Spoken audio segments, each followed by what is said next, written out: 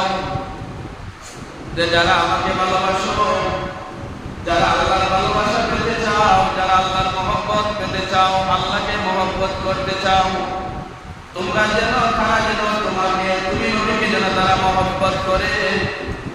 তুমি নবীকে মহব্বত করলে আমি আল্লাহ রাব্বুল আলামিনকে মহব্বত করা হয়ে যাবে। বলেন সুবহানাল্লাহ। আমার ভাইরা মাওলানা, এখন আমরা আল্লাহর নবীকে দেখি নাই, তাহলে কিভাবে আল্লাহর নবীর মহব্বত হাসিল করব, মহব্বত করব? আল্লাহর নবীর মহব্বত যেইভাবে আমার দয়াল নবীজি জীবন পরিচালনা করে গেছেন, যেইভাবে আমার নবীজি জীবন সুন্দরভাবে জীবনযাপন করে গেছেন আল্লাহর বিধান অনুযায়ী, এই অনুসারে যখন কোন মুসলমান, কোন মহিলারা, কোন পুরুষ যখন চলাফেরা করবে, তার জীবন ব্যবস্থা করবে, আল্লাহ রাব্বুল আলামিন বলেন আমার হাবিবের জীবন ব্যবস্থা মতো তার জীবন পরিচালনা হয়ে গেছে। আল্লাহ হাবিবের সুন্নাত যখন আমরা পালন করবো, আল্লাহ হাবিবের মহব্বত হয়ে যাবে। আল্লাহ নবী বলেছেন পর্দা করে চলো, যার যে নিয়ম অনুসারে যখন পর্দা করে চলবো, তখন আল্লাহর হাবিবের নিয়ম অনুসারে কথা অনুযায়ী চললাম, আল্লাহর হাবিবের মহব্বত লাভ করলাম, আল্লাহকে খুশি করলাম, আল্লাহর নবীকে খুশি করলাম, আল্লাহর দেওয়া জীবন ব্যবস্থা অনুযায়ী আমরা চলতে পারলাম। প্রত্যেকটা নবীর সুন্নাত অনুযায়ী যখন বান্দা চলতে পারবে, তখন আল্লাহর নবীকে মহব্বত হয়ে যায়। আল্লাহর নবীর সুন্নাত প্রথমে চলতে চলতে যখন আমরা জীবন পরিচালনা করব, জীবন অতিবাহিত করব, রাত অতিবাহিত করব, দিন অতিবাহিত করব, একদিন দেখবেন মায়ার নবী গো, আপনার বাঙ্কা করে কুড়ে ঘরের মধ্যে আমার দয়াল নবীজি আপনি হাজির হয়ে গেছে।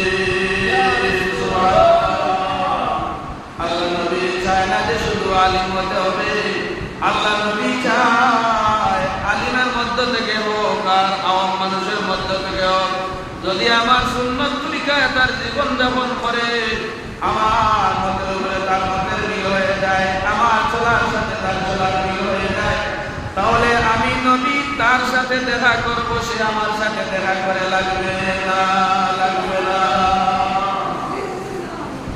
কারণ একজনের এক সাইডের নাম হইল আশেক, আর এক সাইডের নাম হইল মাসুক। আশেক মাসুকের জন্য পাগল, বিধান অনুযায়ী নিয়ম অনুসারে আমি আপনার জন্য পাগল, কিন্তু আপনি আমার জন্য পাগল। কিন্তু যদি আমি প্রথমে আপনার জন্য পাগল হয়ে যাই, আমি আপনার বাড়িতে দেখা করার জন্য যাওয়ার কথা, কিন্তু আপনি যে আমার বাড়িতে আসলেন, এটা তো উল্টা কথা। এই মুহূর্তে যখন দেখা যায় যাকে তুমি ভালোবাসো প্রাণ দিয়ে, সে তোমার বাড়িতে চলে আসে, বলো তো তোমার খুশির আর কোন সীমা আছে? আসেনি? কোন সীমা নাই। আমি যাকে ভালোবাসি সে আমার বাড়িতে আসে। উম্মতে মুহাম্মাদিয়ার মাঝ থেকে, এই মধ্য থেকে আল্লাহ রাব্বুল আলামিন এক পুরো মানুষকে বাছাই করিয়া আল্লাহ ওয়ালা হিসাবে কবুল করেছেন। ওই আয়াত অনুসারে তারা আমল করেছে, কুনতুম তুহিব্বুনাল্লাহ ফাত্তাবিউনি ইউহিব্বুকুমুল্লাহ ওয়া ইয়াগফির লাকুম যুনুবাকুম ওয়াল্লাহু গফুরুর রাহিম। আয়াত অনুসারে যখন আমল করেছে, আল্লাহ রাব্বুল আলামিন বলেন, তুমি যখন আমার ভালোবাসা পাইতে চাও, যদি মনে আশা রাখো, তুমি যদি আমার ভালোবাসা পাইতে চাও, বা আমাকে ভালোবাসো, তাহলে তুমি আমার বন্ধুকে, আমার হাবিবকে ভালোবাসতে হবে। এই কথার উপরে তারা আমল করিয়া আর আমার বিছনা হারাম করে আর আমার ঘুমকে হারাম করে যখন দিন রাত অতিবাহিত করত, এইভাবে নবীর সাথে যখন ভালোবাসা সম্পর্ক হয়ে যেত, হঠাৎ করে দিন আল্লাহর হাবিবের আগমন সেই নবী প্রেমিকের ঘরে হয়ে যেত। সুবহানাল্লাহ। সম্মানিত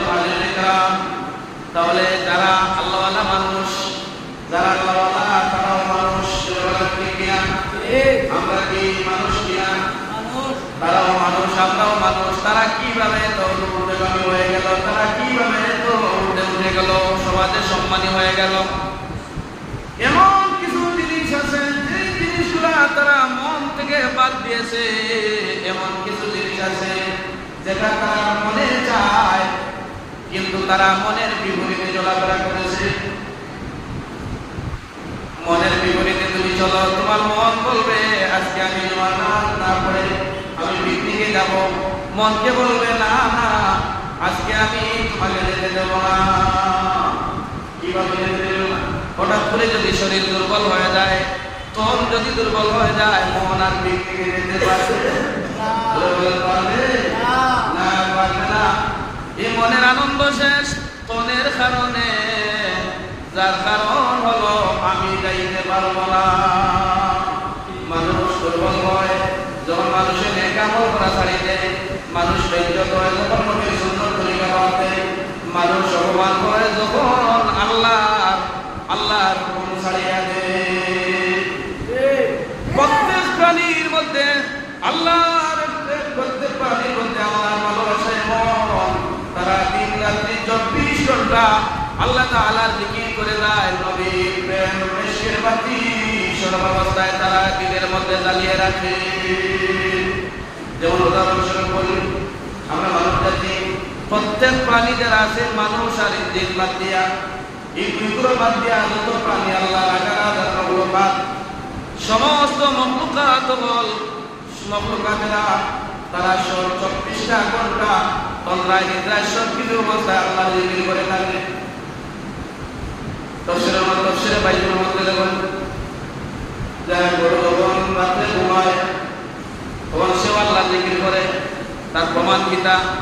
আলহামদুলিল্লাহিল্লাযী খালাকানি বাকারা ওয়া খালাকানি মারা। গরু আল্লাহ শুকরিয়া আদায় করে, গরু অন্তরে আল্লাহ জিকির করে আর শুকরিয়া আদায় করে অন্তর থেকে নিয়ে, আল্লাহ তুমি আমারে গরু বানায়া পয়দা করেছো,